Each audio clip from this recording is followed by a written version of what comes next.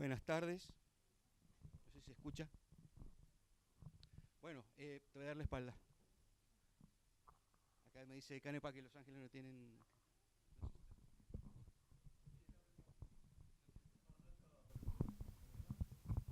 A ver ahí.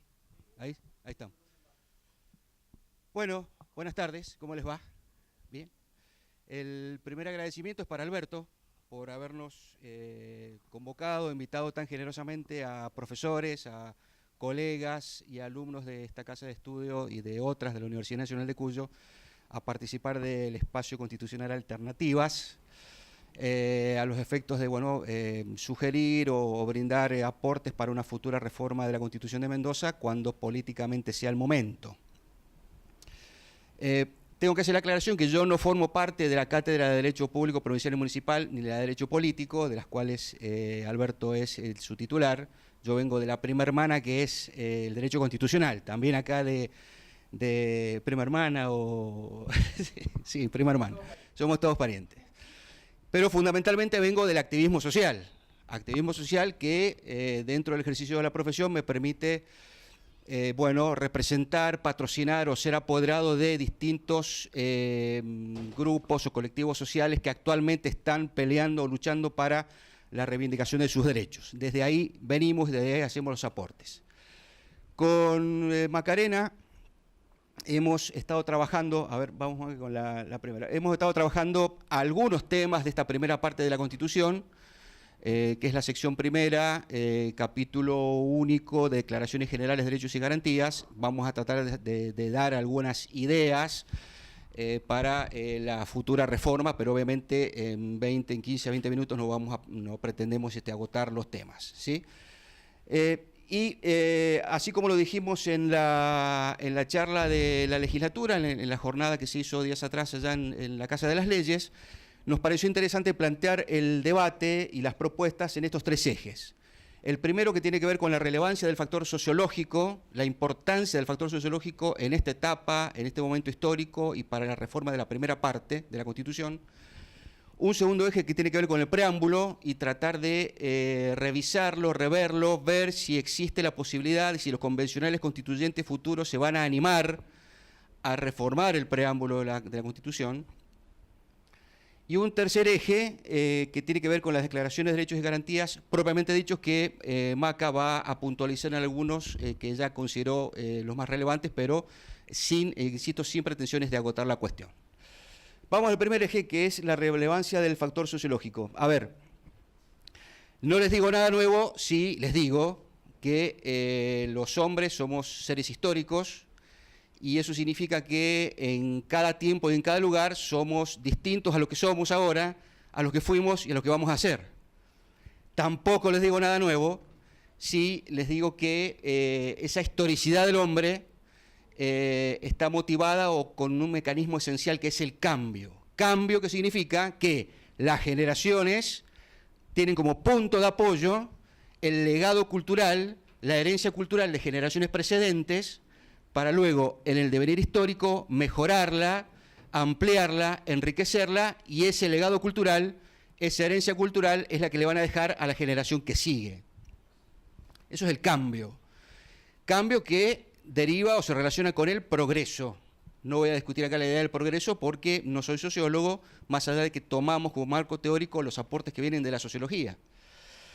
Ahora bien, el cambio, Maca, viene producido por los hechos. Acá un colega recién habló de hechos históricos, hechos políticos. Bueno, son los hechos los que motivan los cambios políticos, los cambios económicos, pero fundamentalmente el gran cambio cultural, cambio social. De eso estamos hablando, porque estamos tratando de modificar la Carta Magna de la provincia y ese cambio cultural va a tener que verse reflejado en la Carta Magna. Bueno, los sociólogos agrupan los hechos en distintas categorías. Yo he seleccionado ahí 4 o 5 que tienen que ver con cambios en los componentes materiales de la cultura, por ejemplo, invenciones, adelantos tecnológicos, inventos científicos, cambios en las normas vigentes, ya sean en las costumbres, en los usos, en los hábitos, en las normas jurídicas. Tenemos hace poquito un código, hace poco ha cumplido un año de vigencia el Código Civil nuevo, el Código Civil de la Nación. Cambios en las instituciones, familias, otras asociaciones, otras instituciones, fíjense el cambio que ha habido en la institución familiar, y cambio en nosotros, cambios en las personas reales, en el modo de ser concreto de los individuos. Ese agrupamiento de cambios es lo que tendríamos que tener en cuenta a la hora de modificar o de reformar la Constitución de la provincia. Habría que ver si políticamente es correcto, y habría que ver si optamos, ya enseguida vamos a plantear la pregunta, si optamos por que la reforma tenga una dirección conservadora, gatopardista, o realmente progresista, es decir, cambiar lo que haya que cambiar. En la legislatura, algunos profesores y disertantes decían, sí, yo estoy a favor de la reforma de la Constitución de Mendoza, pero no reformas desde cero. Bueno, respetuosamente dijimos, sí, ¿por qué no? Reforma desde cero. Lo que hay que reformar desde cero, se reforma desde cero. Precisamente por esta relevancia del factor sociológico. A ver, Maca. Es decir, con esto breve que hemos dicho, ya estamos justificando la importancia de lo que en Derecho Constitucional se llama el tipo sociológico. Para los estudiantes de Derecho, recuerden que las tipologías constitucionales son tres: la racional normativa, la historicista, importantísima, la Constitución producto de determinado tiempo histórico. Muy bien Edgardo Valenzuela lo resumió, lo sintetizó en su exposición. Pero además, la tipología sociológica es clave porque refleja, refleja las necesidades de la sociedad mendocina en un determinado momento. Necesidades de distintas generaciones, porque como no todos los contemporáneos son coetáneos, tenemos que articular, bueno, el momento histórico de los tres, digamos, de las tres generaciones presentes: los jóvenes como ustedes, los menos jóvenes, los adultos, y los ancianos. Esas tres generaciones que son contemporáneas pero que no son coetáneas van a tener que articular sus necesidades, y el convencional va a tener que llevarlo a la Constitución, a la primera parte de la Constitución. Y esta primera parte de la Constitución tiene como prefacio, como prólogo, como introducción, el preámbulo.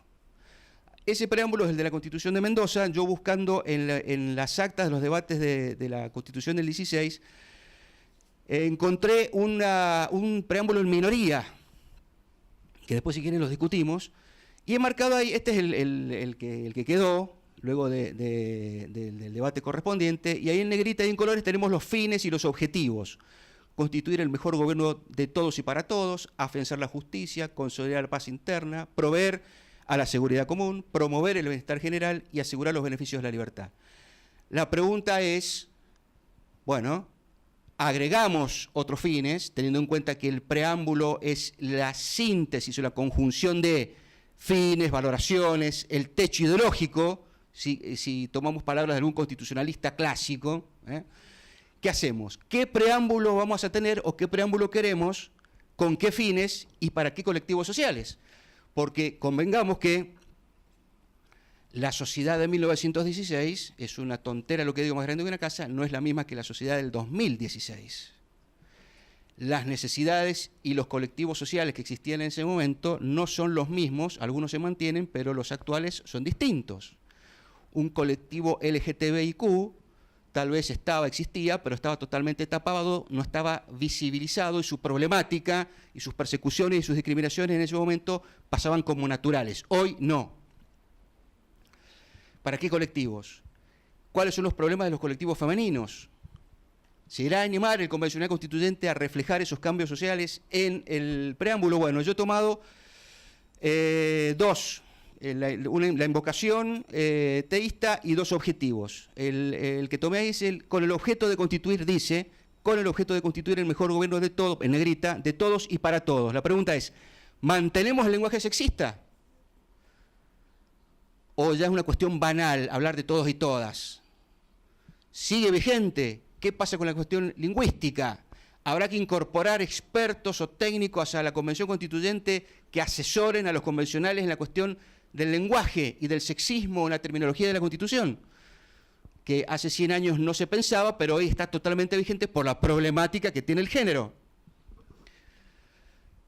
Segundo objetivo, afianzar la justicia. ¿Qué justicia? ¿Y cuál es el estándar de la justicia?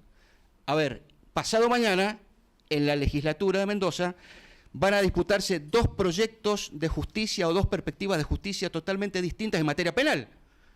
Un candidato propuesto por el señor gobernador, con determinada perspectiva de justicia penal, dura, la inquisitiva, el señor Valerio, frente a las oposiciones que buscan no solamente una miembro de la Suprema Corte, mujer, con perspectiva de género, porque para poner una conservadora, y no, mire, la idea es avanzar, progresar.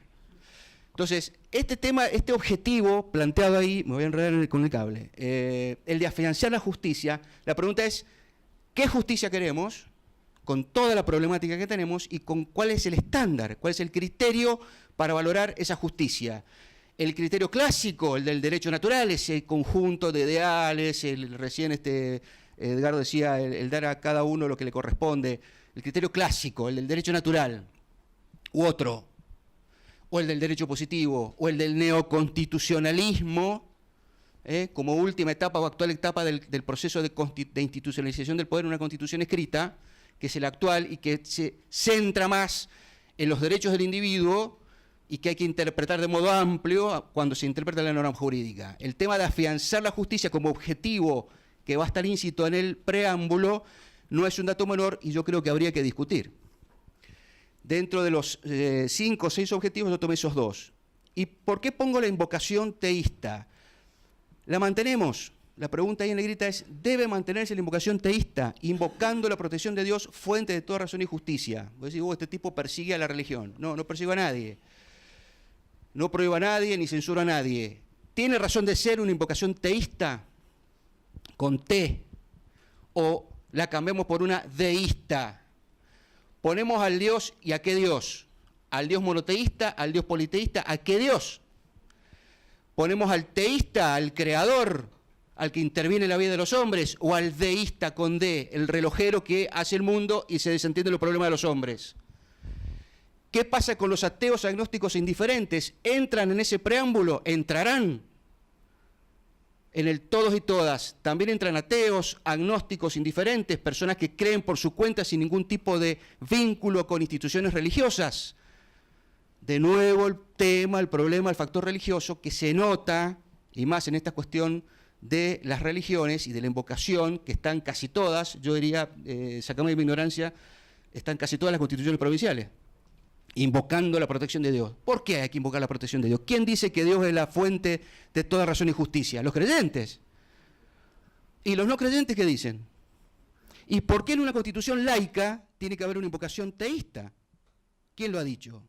Es lógico que en el contexto de los constituyentes del 16, por supuesto, fuesen todos o casi todos religiosos, personas creyentes, y lógicamente iban a colocar, hubo un despacho en minoría que consideró que esa invocación no debía estar, igual que en el artículo 6 de la Constitución de Mendoza.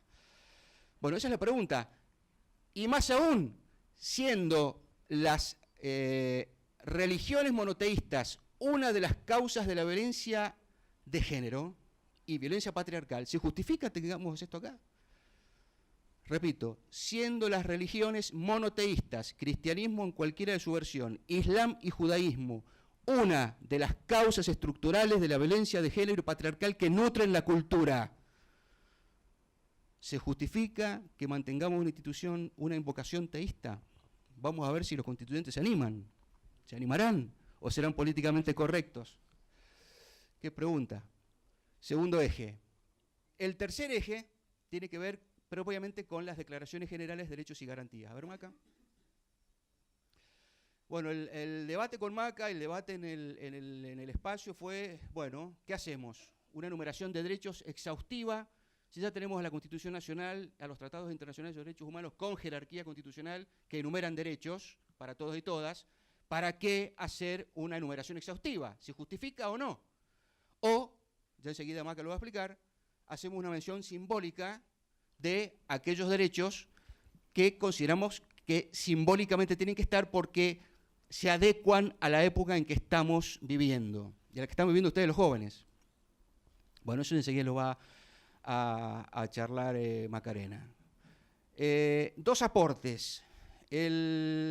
yo extraje de la Carta de Derechos Fundamentales de la Unión Europea estos principios de dignidad y solidaridad, que están en la parte segunda para posiblemente, o como posibilidad de incorporar a la Constitución nuestra. Este tema de la solidaridad es clave, porque en una época en donde hay una crisis en la igualdad, hay un fomento de la desigualdad, porque nuestras prácticas son desigualitarias. Bueno, es importante este tema. Cualquiera que haya podido transitar una época, en un momento en que hay un piquete en una calle o hay, no sé, una interrupción a la libertad de locomoción de las personas, ven cómo los que han perdido su trabajo, por ejemplo, luchan por conseguir o por defender sus derechos, y quienes se ven interrumpidos en su labor protestan y están fastidiados porque estos HDP me cortan la calle y no puedo llegar al colegio temprano con el nene. Eso es una crisis de solidaridad. Crisis de solidaridad que también vemos cuando me echan del trabajo y resulta que mi compañero de trabajo, para no ser echado, se resigna a que sus condiciones laborales sean más pobres, más precarias. Eso también es una crisis de solidaridad. El tema de la solidaridad, la crisis de las solidaridades es fundamental en este momento en cualquier país, en los países desarrollados, en los menos desarrollados como el nuestro, y ni que hablar de lugares de los más desarrollados donde hay regiones que quieren separarse. Vayan ustedes a Alemania, vayan ustedes a Bélgica, vayan ustedes a España, y gustosamente los sectores más pudientes, por hartazgo fiscal, porque no quieren pagar impuestos para que estos vagos que no hacen nada no sigan recibiendo subsidios, optan por el separatismo. Otro ejemplo de una crisis de la solidaridad social. ¿La podremos poner en la Constitución nuestra? El otro aporte que nos pareció interesante con Macarena es el enfoque de género. Eso lo tomamos del punto 237 del Tratado de Paz de Colombia, que, bueno, por la famosa encuesta o plebiscito que se hizo, para mí, modesto modo de ver, políticamente erróneo, tendría que haber sido antes, no después, porque estaba todo cocinado y resulta que el pueblo por mínimos puntos lo tiró abajo. En ese Tratado de Paz figuran en esos puntos y más que nada en lo que hace a la participación de las mujeres, el enfoque de género. ¿Podremos agregar el enfoque de género a la primera parte de la Constitución nuestra? ¿Se animarán los constituyentes? Como decíamos recién, ¿cuál será la dirección del cambio? ¿Reforma conservadora? ¿Reforma progresista? ¿Qué se entiende por reforma conservadora? ¿Qué se entiende por reforma progresista? Recién el señor decano hablaba de trazaba el paralelo con el tema del auto. Cambiamos el motor, cambiamos chapa y pintura. ¿Qué cambiamos? Todos los neumáticos, cambiamos el auto. ¿Qué hacemos? ¿Qué hacemos? Porque, a ver, como recién dijimos, como no todos los contemporáneos son coetáneos, tenemos la experiencia de, tal vez no sea el mejor ejemplo, pero el válido porque es el actual, el del Brexit, en donde la sociedad británica decide separarse de la Unión Europea. Pero aquí que no contaban con el reclamo de los jóvenes. No contaban con el reclamo de los jóvenes. Y los jóvenes salieron, después del resultado, de decir, che, nos dejan un país de M, porque nos impiden conseguir trabajo en 15 a 20 países de la Unión Europea. Por responsabilidad de ustedes, se cortó el micrófono, se bajó, por responsabilidad de ustedes, de esta generación, nosotros nos quedamos sin las posibilidades futuras. Por eso la frase de Thomas Paine, que en su célebre debate con, ahí está, con Burke, dijo esto: cada edad y generación debe ser tan libre de actuar por sí misma, en todos los casos, como las edades y generaciones que las precedieron. La vanidad y presunción de gobernar más allá de la tumba es la más ridícula e insolente de todas las tiranías. El hombre no tiene propiedad sobre el hombre, ni tampoco una generación tiene propiedad sobre las generaciones siguientes. Desde este espacio, Constitucional Alternativa, y yo creo que Macarena coincide, estamos haciendo fuerza para que cuando los señores convencionales sean votados, elegidos y empiecen a trabajar, recuerden esta frase y les dejen a ustedes, a todos y todas, la mejor sociedad posible. Gracias.